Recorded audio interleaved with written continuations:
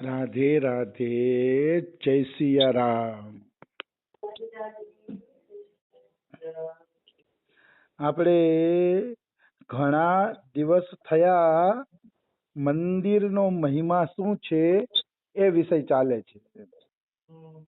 આજથી સત્સંગના જેટલા હું ઓડિયા મોકલીશ એ ઓડિયા ઉપર એના વિષયનું નામ લખેલું હશે. મને ભક્તોએ ફરમાઈશ કરી છે કે તમે ઓડિયા મોકલો છો તો એની ઉપર વિષયનું નામ લખો એટલે અમને સાંભળવામાં ખબર પડે કે આમ આ કોનું ચરિત્ર હાલે છે. એટલે મેં કીધું ચલો ઠીક છે, હવેથી હું વિષયનું નામ લખતો જઈશ. એ મેં શીખી પણ લીધું છે, નામ લખતા મને આવડી પણ ગયું છે. એટલે હવે મંદિરનો મહિમા કે જે કઈ વિષય હશે એ વિષયનું ઉપર નામ લખેલું આપને જોવા મળશે. તો આપણે મંદિરનો મહિમા લેતા હતા, તો મંદિરના મહિમાની અંદર જોઈએ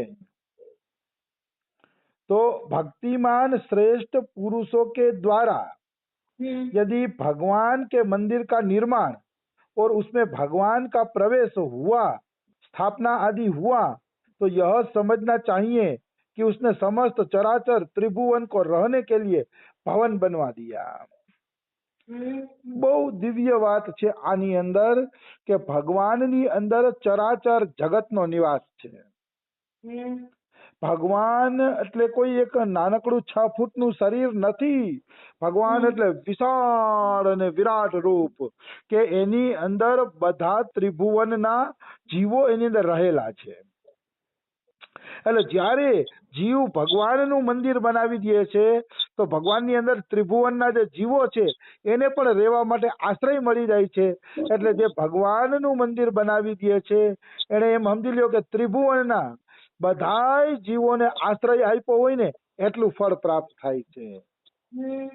આપણે આમ ધારીએ તો આખી જિંદગીમાં એક ગરીબને મકાન બનાવી દઈ શકીએ નહીં, પણ જો ભગવાનનું મંદિર બનાવી દેવામાં આવ્યું તો ત્રિભુવનના લોકોને ઘર બનાવી દેવાનું ફળ તમને મળી જશે. કારણ કે ભગવાનની અંદર ત્રણેય લોક રહેલા છે. એટલે ભગવાનનું મંદિર જેને બનાવી દીધું છે એ માની લ્યો કે ત્રિભુવનના લોકોને ઘર બનાવી દેવાના પુણ્યને પ્રાપ્ત કરે છે. એમાં કોઈ એટલે કોઈ પણ પ્રકારની શંકા નથી. આવી વસ્તુ છે. પછી શું કહે છે કે ભૂત, वर्तमान, भविष्य, स्थूल, सूक्ष्म और ब्रह्मा से लेकर तृण पर्यंत जो कुछ भी है भगवान विष्णु से प्रकट हुआ है. उन देवाधिदेव सर्वव्यापक महात्मा विष्णु का मंदिर स्थापन करके मनुष्य पुनः संसार में जन्म नहीं लेता है. मतलब ચરાચરનો નિવાસ ભગવાનની અંદર છે. એવા ભગવાનનું કોઈ મંદિર બનાવી દે છે તો પછી એનો પુનઃ જન્મ નથી થતો, એનો ફરીથી જન્મ નથી થતો. એ જીવ છે ને મુક્તિને પ્રાપ્ત કરે છે, પછી એનો બીજો જન્મ થશે નહીં. એ લાખ પ્રયત્ન કરશે ને તો પણ ભગવાન એનો બીજો જન્મ થવા દેશે નહીં. એને ભગવાન પોતાના ધામમાં જ બોલાવી લેશે, નિશ્ચિત બોલાવી લેશે. એમાં કોઈ એટલે કોઈ પણ પ્રકારની શંકા નથી. પછી બહુ સરસ કહે છે, जिस प्रकार विष्णु का मंदिर बनवाने में फल बताया गया है उसी प्रकार अन्य देवताओं शिव, ब्रह्मा, सूर्य, गणेश, दुर्गा और लक्ष्मी आदि का भी मंदिर बनवाने से होता है. આ બહુ અગત્યની વાત છે. આ સનાતન ધર્મને એક કરવાની વાત છે કે વિષ્ણુ ભગવાનનું મંદિર બનાવવાનું જે ફળ છે એ જ ફળ તમે શિવજીનું મંદિર બનાવો તો મળી જાય, બ્રહ્માનું મંદિર બનાવો, સૂર્ય, ગણેશ, દુર્ગા અને લક્ષ્મી કોઈ પણનું મંદિર બનાવો તો બધાયના મંદિર બનાવવાનું ફળ એક છે. કારણ કે તત્વથી ભગવાન એક જ છે. તત્વથી ભગવાન અલગ અલગ નથી. રામ, કૃષ્ણ, શિવ બધા એક જ છે. એટલે કોઈ પણનું મંદિર બનાવો તો બધાયના મંદિર બનાવવાનું ફળ સરખું છે, નિશ્ચિત સરખું છે. એમાં કોઈ એટલે કોઈ શંકા નથી. કારણ કે આ અગ્નિ પુરાણની વાત છે.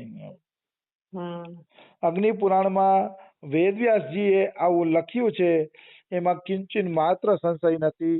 બરાબર છે. હમ. એટલે ક્યાંય ગણપતિનું મંદિર બનતું હોય કે દેવીનું મંદિર બનતું હોય કે ગણેશ સૂર્ય કોઈ પણનું મંદિર બનતું હોય તો આપણે અનુમોદન જ કરવું જોઈએ. હમ.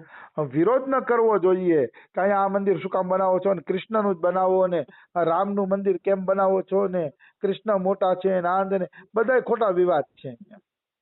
હમ. અહીંયા શાસ્ત્ર ચોખ્ખું કહે છે કે કોઈ પણનું મંદિર બનાવો તો બધાયનું ફળ સરખું છે. હમ. એમાં કોઈ એટલે કોઈ શંકા નથી. એટલે સનાતન ધર્મના કોઈ પણ ભગવાનનું મંદિર બને આપણે અનુમોદન જ કરવાનું છે. પૈસા ન દેવા હોય તો નહીં દેવાના, પણ અનુમોદન તો જરૂર કરવું જોઈએ. હમ. વિરોધ ન કરવો જોઈએ કે આનું મંદિર શું કામ બનાવો છો ને આનું મંદિર શું કામ બનાવો છો ને એવા વિવાદમાં ન પડવું જોઈએ. હમ. પછી કહે છે देव मंदिर का प्रारंभ करने मात्र से 7 जन्मों के किए हुए पाप का नाश हो जाता है. કોઈ દેવ મંદિર બનાવવાનું ચાલુ કરે છે, માનો પાયો ખોદવાનું ચાલુ કર્યું અને પાયા ખોદવામાં એને 2 કોદાળીના ઘા મારી દેશે. એ પાયો ખોદવામાં 2 કોદાળીના ઘા મારી દેશે તો માનો એના 7 જન્મના પાપ કપાઈ જશે. એટલે મંદિર જ્યાં બનવાનું ચાલુ થતું હોય એ જગ્યાએ સેવા કરવા પહોંચી જવું જોઈએ. એમાં એક હુંડલો એક ધૂરે ઉપાડી નાખી દેશો ને તો 7 જન્મોના પાપ કપાઈ જશે. કારણ કે મંદિર ચાલુ થાય છે કામ એટલે ભગવાને આટલો ફાયદો કરી દીધો છે. तथा बनवाने वाला मनुष्य स्वर्ग लोक का अधिकारी होता है. અને જે લોકો એ મંદિર બનાવે છે એ સ્વર્ગલોકનો અધિકારી છે. પણ એક વાત યાદ રાખજો કે જ્યાં સ્વર્ગલોક શબ્દ લખ્યો છે ત્યાં નિષ્કામ ભાવે કોઈ મંદિર બનાવશે તો એ ભગવાનના ધામનો અધિકારી બની જશે. એટલે સ્વર્ગલોક શબ્દ લખ્યો છે એટલે ભડકી જવાની જરૂર નથી કે આપણે સ્વર્ગમાં જવું નથી ને આપણે તો ગોલોકમાં જવું છે ને. તમે ચિંતા ના કરો, તમે નિષ્કામ હશો તો એ સ્વર્ગ શબ્દ તમારા માટે ગોલોક બની જશે. સમજાણો? અને ઈ જ કર્મ તમને गोलोक धाम ની અંદર પહોંચાડી દેશે. और वह मनुष्य कभी नरक में नहीं जाता है. અને ઈ મનુષ્ય પછી નરક ની અંદર જાશે નહીં. इतना ही नहीं, वह मनुष्य अपनी 100 पीढ़ी का उद्धार करके उसे विष्णु लोक में पहुंचा देता है. જે મંદિર બને છે એમાં સેવા કરે છે કે મંદિર બનાવવામાં કોઈ પણ રીતે યોગદાન આપે છે તો 100 પેઢીનો ઉદ્ધાર કરી અને 100 પેઢીને વિષ્ણુ લોકમાં પહોંચાડી દે છે. એમાં કોઈ એટલે કોઈ પણ પ્રકારની શંકા નથી. 100 પેઢીને ભગવાનના ધામના અધિકારી બનાવી જ દેશે. એમાં કોઈ શંકા નથી. કારણ કે શાસ્ત્ર કહેતા હોય એટલે આ વસ્તુ થાય જ. એમાં જો તમારો વિશ્વાસ જોડાઈ જાય, દ્રઢ વિશ્વાસ થઈ જાય તો પછી કહેવાનું જ શું એમ. તો તમે ક્યાંય નીકળી ગયા, એમાં કોઈ શંકા નથી. કારણ કે વિશ્વાસ વગર ભક્તિ નથી. બિનુ વિશ્વાસ ભક્તિ નહીં, તહી બિનુ દ્રવહીન રામ. રામ કૃપા બિનુ સપને હું જીવન લહે વિશ્રામ. અમારા બાબાને પ્યારો દોહો છે એટલે ઘણી વાર બોલાવતા હોય છે. વિશ્વાસ હોવો જોઈએ. વિશ્વાસ હોય તો તમે બાજી મારી જ ગયા, એમાં કોઈ શંકા નથી. પછી હું કહે છે यमराज પોતાના દૂતોને કહે છે, यमराज ने अपने दूतों से देव मंदिर बनाने वालों को लक्ष्य करके ऐसा कहा था. યમના દૂતો જ્યારે ધરતી ઉપર કોઈના પ્રાણ લેવા જાય છે ત્યારે યમરાજા એને બોલાવીને કહે છે કે ભાઈ દૂતો અહીંયા આવો. અને એમ કહે છે કે દૂતો તમે ધરતી ઉપર કોઈના પ્રાણ લેવા જાવ છો? તો યમદૂતો કે હા અમે ધરતી ઉપર પ્રાણ લેવા જાય છીએ. તો યમરાજા શું કહેતા કે देवालय और देव प्रतिमा का निर्माण तथा उसकी पूजा आदि करने वाले मनुष्यों को तुम लोग नरक में न ले जाना. ચોખ્ખું કહે છે યમરાજા કે હે યમદૂતો તમે ધરતી ઉપર કોઈના પ્રાણ લેવા જાવ છો તો ભલે પ્રાણ લેવા જાવ, કઈ વાંધો નહીં, પણ એટલું યાદ રાખજો તમે છે ને જેને મંદિરમાં સહયોગ આપ્યો છે, જેને ભગવાનનું મંદિર બનાવવામાં રુચિ લીધી છે એવા લોકોને નરકમાં લઈ આવતા નહીં. એવા લોકો नरक में न आवा જોઈએ. तथा जो देव मंदिर आदि नहीं बनवाते उन्हें खास तौर पर पकड़ लाना. અને જે મંદિર બનાવતાય નથી અને બનાવે છે એનો ખોટો વિરોધ કરે છે કે તો એને પણ તમે પકડીને લઈ આવજો કે. એને પણ તમે પકડીને મારી પાસે લઈ આવજો. એને કે આપણે ખૂબ સજા દેશી. એટલે ક્યાંય મંદિર બનતું હોય તો એનું અનુમોદન કરવું, એનો ના પાડવું નહીં. જો તમે ના પાડશો તો યમદૂતો અવશ્ય તમને લઈ જશે. યમદૂતો તમને નરકના દરવાજા અવશ્ય દેખાડી દેશે. એમાં કોઈ એટલે કોઈ શંકા નથી. એટલે મનુષ્યએ ક્યારેય મંદિર બનતું હોય અહીંયા ખણ ખોદડી ન કરવી જોઈએ.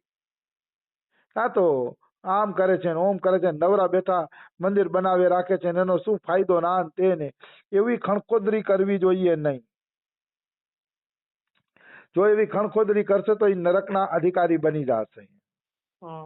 પછી કહે છે जो भगवान के मंदिर में लेप करते हैं या बुहारी लगाते हैं उनके पुत्रों तथा उनके वंश को भी छोड़ देना चाहिए.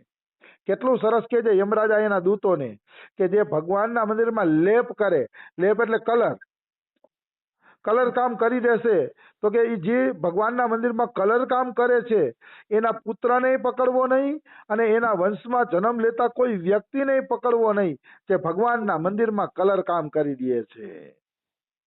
તો આપણે એમ થાય કે કલર કામ તો અમારાથી થતું નથી, અમારી પાસે એટલા પૈસા નથી. તો કે અહીંયા બુહારી શબ્દ આવ્યો. બુહારી એટલે વાળી ચોળીને ચોખ્ખું કરવું. જે લોકો ભગવાનના મંદિરને વાળી ચોળીને ચોખ્ખું કરે છે તો એના સંતાનો તરફ અને એના વંશજો તરફ પણ યમરાજા ક્યારેય દ્રષ્ટિ કરતા નથી. એટલો મહિમા ગાયો. ચોખ્ખું લખ્યું છે અહીંયા અગ્નિ પુરાણની અંદર. યમરાજા કહે છે કે યમદૂતો જે ભગવાનના મંદિરમાં બુહારી લગાવે ને એના છોકરાઓને છોડી દેજો અને એના વંશમાં જન્મ લેતા મનુષ્યને પણ છોડી દેજો, નકર તમારું આવી બન્યું. એટલે જે ભગવાનના મંદિરમાં બુહારી લગાડે છે એને તો પોતાના વંશો સુધી યમરાજાને દૂર ભગાડી દીધો એમ કહીએ તો ખોટું નથી. આપણે આ બધી શું છે સેવા નાની નાની લાગતી હોય. અરે મંદિરમાં બુહારી લગાડવાથી શું વળે, કરોડો રૂપિયા ખેંચાય એને વધુ મળતું હશે. એવું નથી કે કરોડો ખર્ચીને મંદિર બનાવ્યું એને જ વધુ મળે, બુહારી વાળાને પણ આવું ફળ મળે. એની તરફ પણ યમલોકો જોતા નથી અને એના આવતી પેઢીઓ તરફ પણ યમરાજા જોતા નથી. એટલે આ કઈ નાની નાની સેવા તમે આપણે મહિમા ન હોય તો એટલે એવું લાગે કે આ નાની સેવા નાની. મહિમા વાંચીએ ત્યારે ખબર પડે કે જિંદગીભર બુહારી જ લગાડી રાખીએ એવો ભાવ જાગી જાય. અમારા વ્રજની અંદર તો કેટલાય સંતો બુહારી સેવા કરતા. કેટલાય સંતોએ નિધિવનમાં બુહારી કરી, સેવા કુંજમાં બુહારી કરી, બધાએ વાળવા ચોડવાની સેવા કરી છે અમારા વ્રજના સંતોએ પણ. આવી વસ્તુ છે. એટલે કોઈ સેવા નાની મોટી હોતી નથી, પણ શાસ્ત્રમાં આપણું ધ્યાન હોતું નથી એટલે આપણે એમ લાગે છે સાચો સંતો વાળવાય લાગી જાય. હમણાં અમે નારાયણભાઈ ને બધા બેઠા હતા તો નારાયણભાઈ કે અમૃતાનંદ ગીરી કે સવારના પોરમાં ફળિયા વારવા લાગી જાય, એને કેવું ન પડે કે નકર અમૃતાનંદ ગીરી તો મોટા સંત કહેવાય ને, સંન્યાસી કહેવાય, સાધુ કહેવાય. આપણી ફરજ બને છે કે આપણે એની સેવા કરીએ. પછી કે એવા સરળ પ્રકૃતિના છે ને કે એ પણ બુહારી સેવા કરવા લાગી જાય છે. અહીંયા વ્રજમાં રોકાઈ ગયા 5 દી એટલે કેતા હતા ભાઈ એનું જ નામ સાધુ કહેવાય.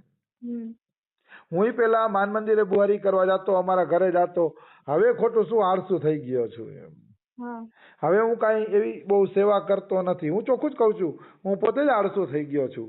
પણ મેં માન મંદિરમાં 1-1.5 વર્ષ બુહારી સેવા કરી.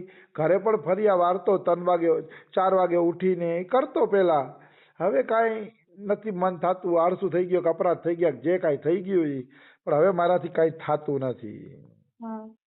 આવી વસ્તુ છે. પણ હજી હું બધાને કહું છું કે મારાથી થાય કે ન થાય, હું ભલે ખોટો હોઉં પણ શાસ્ત્ર ખોટા નથી. જે બુહારી સેવા કરશે એની પેઢી દર પેઢી સુધી યમરાજાના દૂતો એની તરફ નજર પણ નહીં નાખે. એ વાતમાં બે મત નથી. એ વાતમાં બે મત નથી. જે લોકોએ આ સેવા કરી છે એને એના મીઠા ફળો અવશ્ય ચાખવા મળશે. એમાં કોઈ એટલે કોઈ સંશય નથી. જ્યારે મનુષ્ય મરીને ભગવાન પાસે જશે ત્યારે ખબર પડશે કે આ નાની સેવાનું ભગવાને કેવડું મોટું ફળ આપી દીધું છે. એ ત્યારે ખબર પડશે, એમનેમ ખબર પડતી નથી. તો સમય થઈ ગયો છે, બીજું આપણે કાલે લઈ લેશી. રાધે રાધે, જય સિયા રામ.